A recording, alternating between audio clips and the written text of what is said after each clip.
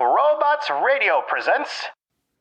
Hey everybody, welcome into the podcast. We are back with another special bonus episode. Bonus episode. This is actually a very special bonus episode. The specialist of bonus episodes. If this was a 1980s sitcom, it would be called a very special episode. Aw, Bob. It'd be the kind of episode where Brad gets addicted to pills and we have to, talk him out of it. All right, so it's a very special episode because, for those of you who don't know, my wife is going to have a baby. I'm going to be a dad times 2. We already have a son who's 3 years old, so the second child is on the way. By the time this episode actually hits the air, I will be a dad again. Baby episode. Baby episode. So we thought we'd do something really fun. I'm probably not going to be able to update a ton after we have the baby because I don't know if you guys know this, but life with a newborn is kind of hectic and chaotic. Wait, Bob, so the special thing that we're going to do is put a poll up online, and whoever donates the most whiskey to the podcast gets naming rights? That's exactly what we're going to do, Brad. Dude, I'm so excited for this. No. So what we're going to do is we thought that we would kind of put the call out to Film and Whiskey Nation. So we reached out to quite a few of our friends on Instagram. We put a thing up on our Discord, and we asked people to call in and leave us voicemails telling us what their special occasion whiskey might be. It could be something that you drink, at the birth of a child. It could be something that you just pop open to celebrate a birthday, or maybe a major life milestone at graduating from college, or something that happens at work. We want to know what your special occasion whiskey might be. And in order to do that, we decided to pull out a special whiskey of our own. We've been in contact with a craft distiller called Penelope Whiskey. I've actually been talking to them literally since we first started doing this podcast, Brad. And we kind of went back and forth over email. I was asking them if they'd be willing to send us some samples for review. And they were like, I don't know, you guys don't seem legit to us. Do you have a media kit or a press kit that you can send us? And of course, being the professional that I am, Brad, I immediately Googled, what is a press kit? And they are the reason that our podcast has any semblance of legitimacy now, because we put together a press kit just for them, and they were so impressed, they said, here's 2 bottles of whiskey. So first of all, Penelope Whiskey, thank you for making us the absolute professionals that we are today. Yeah, we would be nowhere if not for you, Penelope. If it wasn't for Penelope Whiskey. Yeah, thank you so much. But they sent us a bottle of their 80 proof, their standard bourbon whiskey, and a bottle of their barrel strength whiskey. Now, Penelope markets itself as a 4-grain whiskey. It is blended together. But the mash bill does include 4 grains, so it's not like they're lying about anything. I'm really excited to try both of these. Little does Brad know, but I've already had both of them before, and one of them in particular I am incredibly excited to try again. So as we go through our special occasion whiskeys, we're going to be sipping on this Penelope, and we'll give you guys a bit of a review as we go along. Wow, Bob sampled whiskeys before he gave it to Brad. What a surprise. What a surprise. They send them to me because I'm the only one they trust, Brad.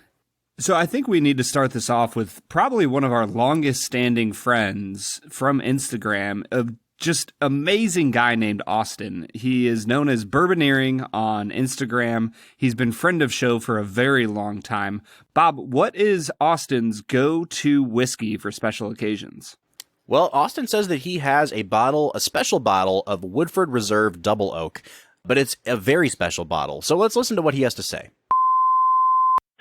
Hey y'all, this is Austin with Bourboneering. First off, I want to say congratulations to Bob. This is, a great moment in your life, obviously, and I wish you all the best. As for special occasion whiskey, there's the obvious ones like the birthday bourbon from Old Forester that you would buy the year of your child's birth and then either have a sip of it every year and share with them on their 21st birthday, or just save it till their 21st birthday and share it with them. I think that's kind of cool, although that's really hard to find. But for me, special occasion bourbon is just something that may be hard to find, or maybe just something you really like a store pick that you won't be able to get anymore. Like for me, I have a Hocus Pocus Woodford Double Oak pick, Hocus Pocus being a liquor store in Baton Rouge, but they don't make it anymore, but it's one of my favorite bourbons, so I'm saving it for a special occasion because it's a really good bourbon that I won't be able to get again, and I want to share it with somebody or for a big life event. I don't think it necessarily has to be the big brand names, just something you like. Maybe that's hard to find, maybe it's not, but you want to save it for special occasions or future generations. Thanks, y'all. Bye. I thought that was some really good advice, Brad, and I don't know if Austin is aware of this, but Brad and I are both huge fans of Woodford Double Oak. Yeah, my wife got that for my birthday a few years ago, and it was a spectacular bottle. So yeah, it does not surprise me at all that they would make it onto a special occasions list. Brad and I actually lived outside of Lexington for a number of years, and so the very first distillery I ever toured was the Woodford Reserve Distillery, and at the end of the tour, they give you a sample of, just the standard Woodford Reserve and a sample of the Double Oak. And Woodford Double Oak was the bourbon that made me fall in love with bourbon. It is the reason that I started liking whiskey. And I guess, Brad, in some ways, it's the reason that we had this podcast today. Man, I honestly didn't know that story, Bob, which is crazy considering... considering how much whiskey we drink. Considering all the whiskey we drink. Oh, man. All right, so let's go to our second one. This is from a Discord follower of ours who goes by the username Aperture Flash. And I think this is a really fun voicemail. So, Brad, let's check this one out. Hey, boys. It's your friendly neighborhood trucker, Aperture Flash. Calling in about my go-to whiskey. Now, I know you guys have already reviewed this, and I've given you a good long rant in the Discord about it. But I gotta go with Crown Royal. I know it's not necessarily the best whiskey, and it's not necessarily gonna win many awards, but, it's always been there. It's the whiskey that you buy your father when you don't know what to get him. It's the whiskey that you drink with your friends when you're watching a hockey game. It's the whiskey that you steal from your parents' liquor cabinet and you walk down a country road with your best friend discussing matters of life and religion and what it all means. I have so many fond memories of drinking Crown Royal before I even knew how to drink. Of course, it'd be 5 parts Coca-Cola and 1 part actual whiskey, but these are memories that help make the man. And I suppose it's not fair for me to say that I think your judgment of Crown Royal is wrong, but I'm gonna anyways. Until you've lived the life, the Crown Royal life, you can't really truly understand it. Love the podcast, guys. Keep up the great work. Hope to hear more from you and have a great 2020. All right, bye. Man, honestly, Aperture, I think that is a perfectly acceptable reason to love on some Crown Royal.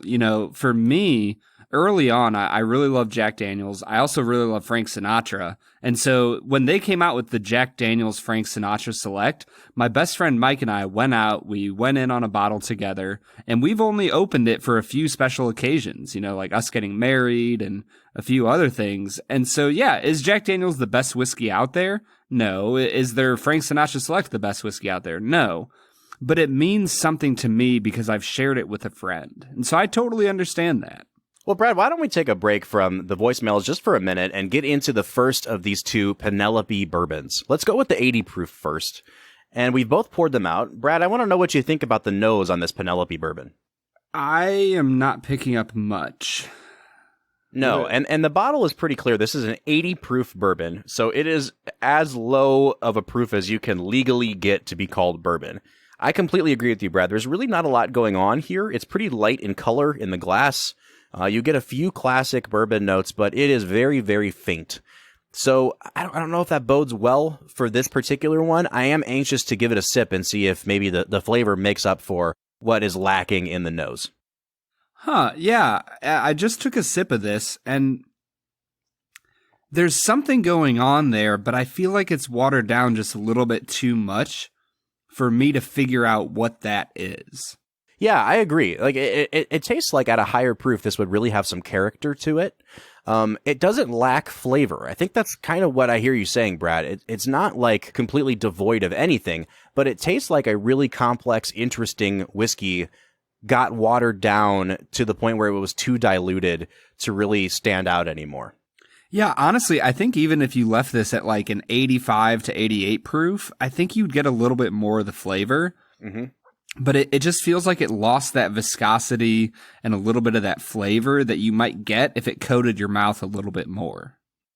I will say, I think the finish on this is pretty nice. And that might be because it's just such a mild whiskey in general, but I'm not getting a lot of like harsh notes on it. There's not a lot of like a bad aftertaste that's staying in my mouth after the fact. So the finish is pretty pleasant. Yeah. You know what? I'm going to walk myself back a little bit. This is actually a really pleasant whiskey. And if you're looking for an easy sipper, Penelope 80 might be what you're looking for. Yeah, I agree. I mean, like, is this something that you're going to want to nurse for a half hour? Probably not. But this is something that I could see myself drinking on like a really hot kind of day when, you know, I either want to get a really cold beer or a really easy sipper of a whiskey. This really does fit the bill for something like that. Yeah, you know what, Penelope? Color me impressed. I'm a fan. All right, Brad. Well, we still have one more Penelope to try. And I mean, I don't think it's any surprise. I really, really, really love the barrel proof. So I'm excited for you to try that one. But before we get into that, let's get back to our voicemails where our listeners are sharing their special occasion whiskey. And the next one comes from a longtime friend of the show, a person who has continually sent us samples to try, who has broadened our whiskey horizons. I'm talking about our friend Chris Blattner at Urban Bourbonist on Instagram, and he wants to talk about his special occasion whiskey, Old Grandad Bonded. Hey, Bob and Brad. This is Chris Blattner at Urban Bourbonist on Instagram.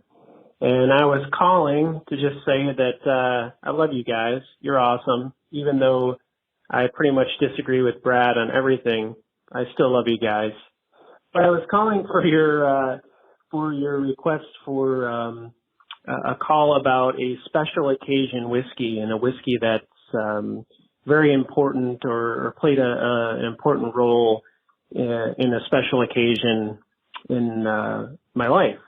And I don't really have a special occasion whiskey, but I do have a whiskey that is important to me, and that whiskey is Old Grandad Bonded. Old Grandad Bonded is the bourbon that got me into whiskey. And because of that, it kind of got me into this whole world of Instagram and whiskey on Instagram, and kind of opened me up to meeting all sorts of great people, including you guys, and finding your podcast.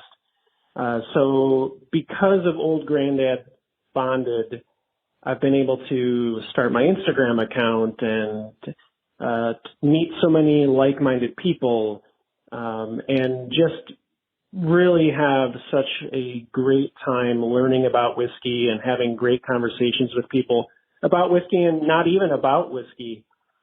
So my special bourbon is Old Grandad Bonded. It will always have a place on my bar cart. Just an excellent do-it-all bourbon. You can drink it neat. You can make cocktails with it. And it's just will always be special to me. So thank you guys for inviting me to leave a message. And Bob, I hear that you're going to be having a child.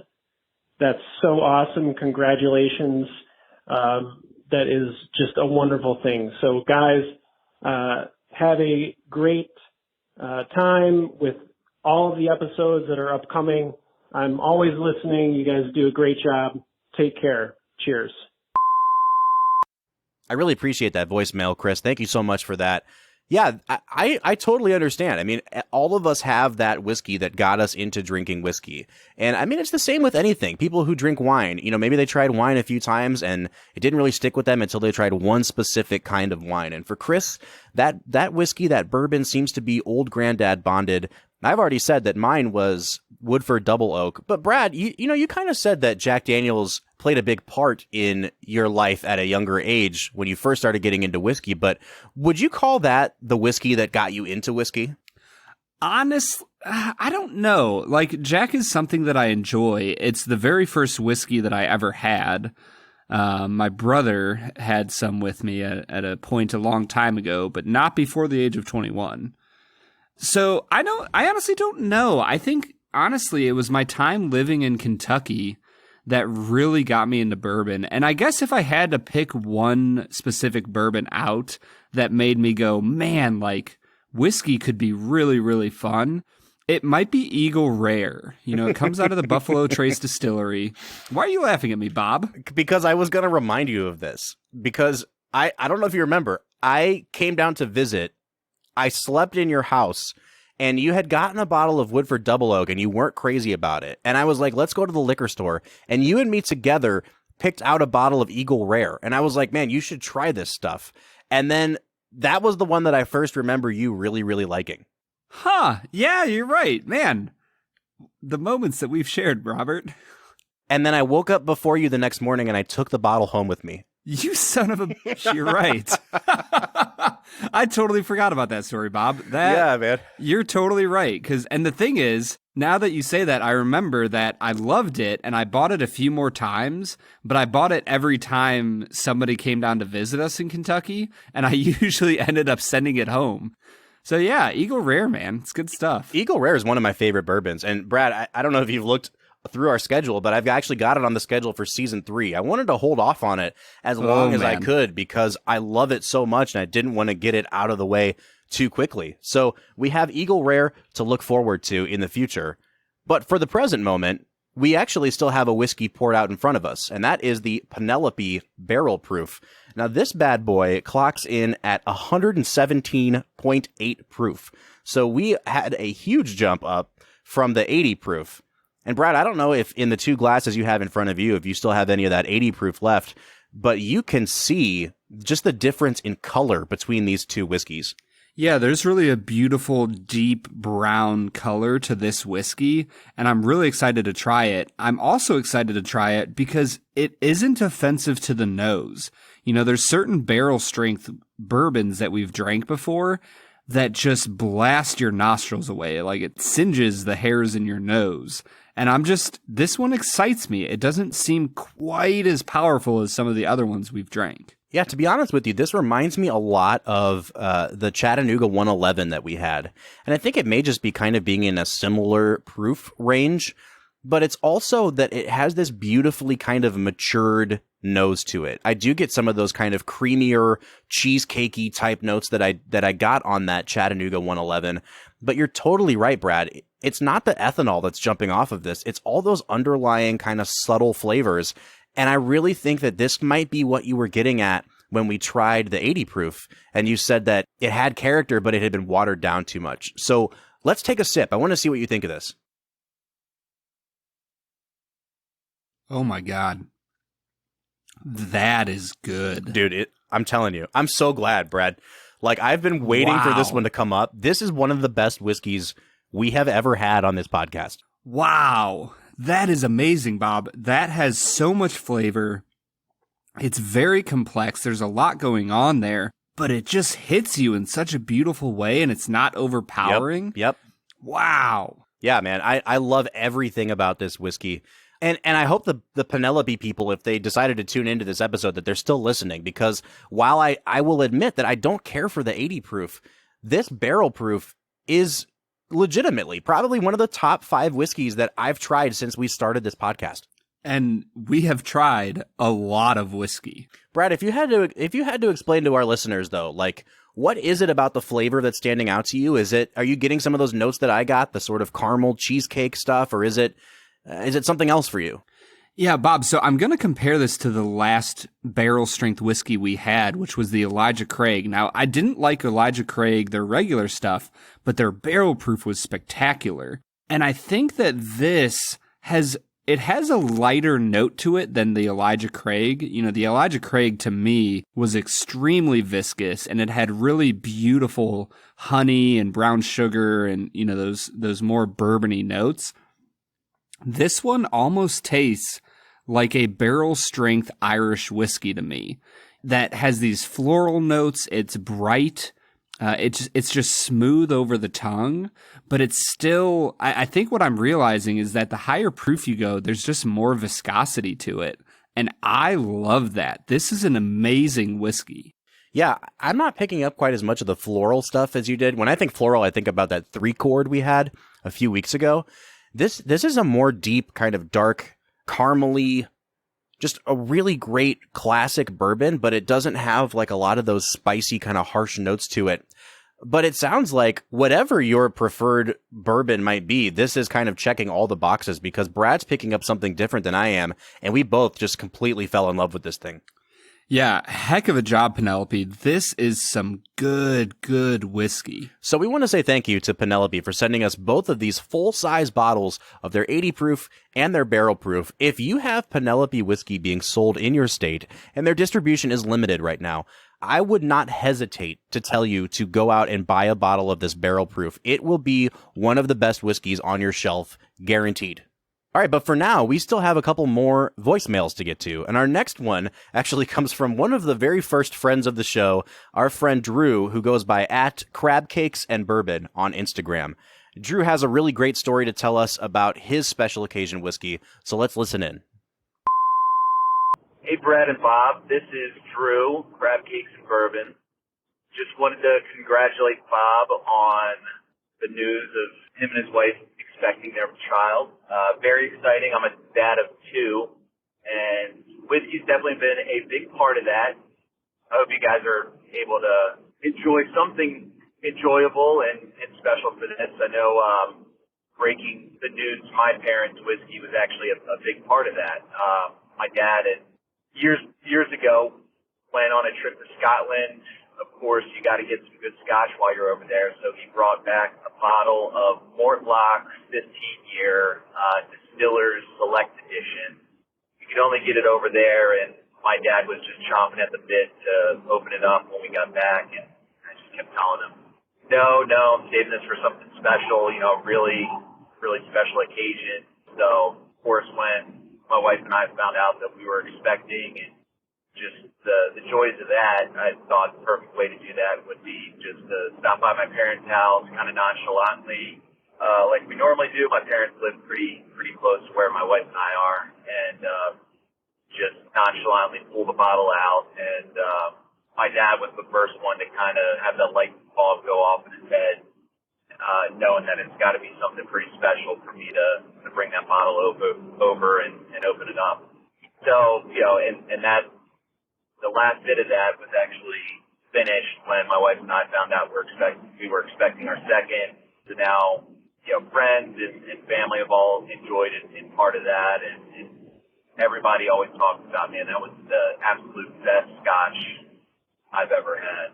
So just a little story there, but certainly, you guys have had your fair share of some great pours, and the excitement of expecting a kid is just awesome in multiple levels.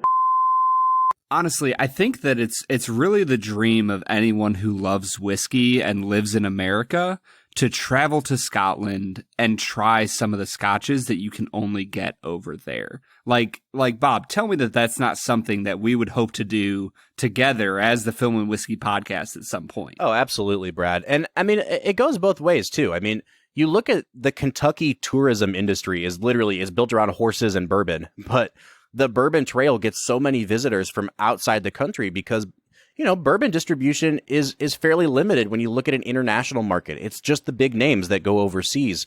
And so some of these things that we try on the podcast, even you and I, who are super grateful for the opportunities we've had, I do think we kind of take it for granted a little bit that we have such amazing products, getting made fairly close to where we live. And I can't imagine what it's like to live over in Scotland and have all of these incredible distilleries, just within a few miles of you. Well, we're just so thankful for Crab Cakes and Bourbon. I mean, they've been a friend for such a long time, and we're just grateful that they would, call in and let us know about theirs. And I'm excited to throw to our next one. We have Perry from This Is My Bourbon podcast. He's actually sending us his voicemail as we speak, so we actually don't know exactly what he's going to say, but we're excited to hear it. Yeah, let's listen in. Hello, Bob and Brad at Film and Whiskey. This is Perry and Curtis from This Is My Bourbon podcast. Congratulations on having a child. Yeah. It's pretty spectacular bringing another life into this world. Oh, for sure. Congratulations, man. So you guys were asking us about special pours that we save for occasions like this, or a moment that we have in mind that, we shared whiskey with somebody else. Kurt, do you want to go first? Or do you want me to go first? Yeah, I'll go. Go for it.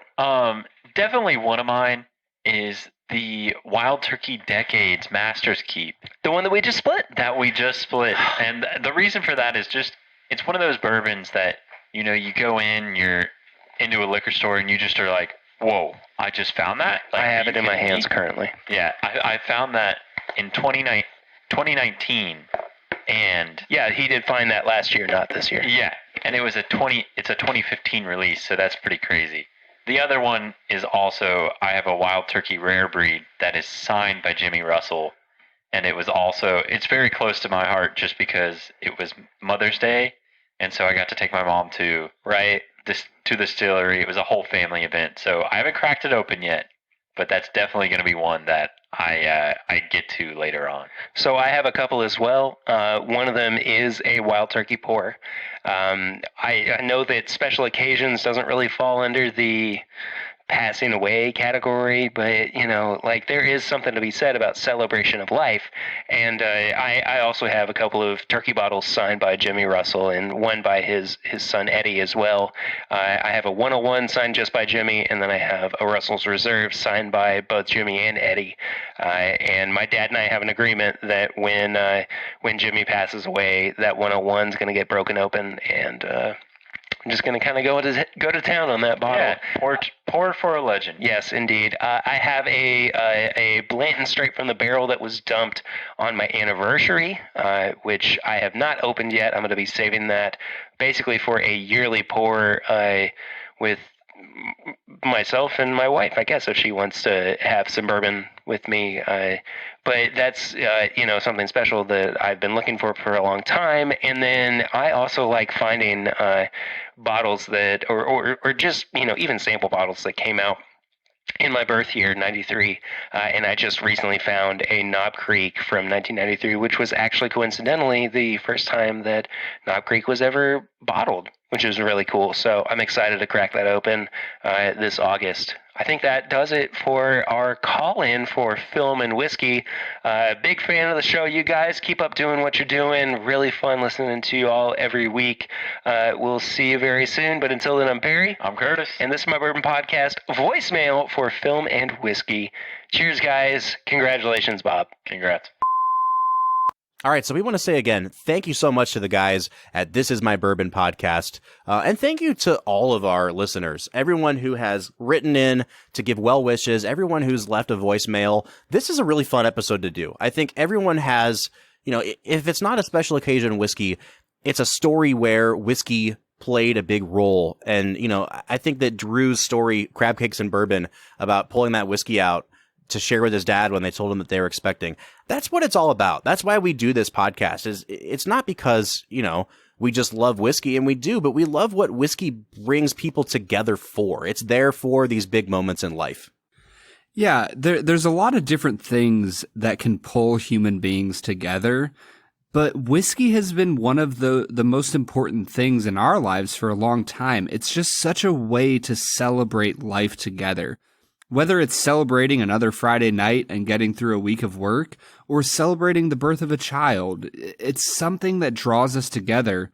And I'm just so thankful that we get to share our love of whiskey with you guys. So, Brad, before we go, we've talked about the whiskeys that were like our gateway into the world of drinking whiskey, but I'd like to know, Brad, if you had a major life event coming up or a major milestone like I do right now, what would be your special occasion whiskey that you would pull out and sip on with, a close friend or with your wife that you would share? Bob, I'm going to shout out somebody that we spent some time with on the podcast a little while ago. Bardstown Bourbon Company has given me one of the greatest experiences I've ever had with whiskey. I mean, their customer service, the way they cared for us while we were there was absolutely stunning. And even beyond that, their Pfeiffer Pavitt Reserve is the best bourbon I have ever drank in my life. I still have a half a bottle of it that they gave us, and I am telling you that I'm saving that whiskey for special occasions. That is my special occasion whiskey, and you probably will not get me to move off of it. Yeah, it's really funny you say that, Brad, because I've actually been saving my half of that bottle as well, and I've only poured any of it in the last 6 months one time, and that was when one of my very best friends had his own children, and they had twins, and I sent him a picture of myself drinking the Pfeiffer Pavitt Reserve because I was like, this is the bottle that I pull out when people have babies, and I'm going to pull it out for myself. That's my special occasion whiskey right now, too. I will say, just so that I can share the wealth a little bit, that we have also had a couple really phenomenal whiskeys since that Pfeiffer Pavitt Reserve, specifically the Chattanooga 111 and this Penelope Barrel Proof. I think both of those are going to be something that I share with others. You know, when they come to see the baby for the first time, we can really share a special moment. But we'd really like to know, Film and Whiskey Nation, what your special occasion whiskey is. If someone was going to come share a moment with you, what would you pull down off the shelf to share with others? Please give us some feedback. You can find us on social media, on Twitter, Instagram, or Facebook at Film Whiskey with an E. Or if you want to give us a call and let us know that way, our phone number is 216-800-5923. Once again, that phone number is 216-800-5923. Bob, I'm going to say something before we get off here. Yeah. I'm so pumped for you, dude. Like, what a beautiful opportunity. You guys are expanding your family, and what a blessing it is to have another book running around on this planet. I'm so excited, man. I can't wait. Dude, yeah, I can't wait to come on up and see the little kiddo running around. But until then, I'm also... I feel like I need to share with you that kiddo won't be running around right off the bat. I don't know if you really? Understand how it works, but like, yeah, it's going to be at least a year and a half till that's happening. Yeah, I mean, I have zero understanding of human anatomy, so. I want to say thank you so much to everybody for the support, for the love. Me and my wife both definitely feel it. So thank you again. And for the Film and Whiskey Podcast, I'm Bob Book. Soon to be a dad. I'm Brad G. And we'll see you next time.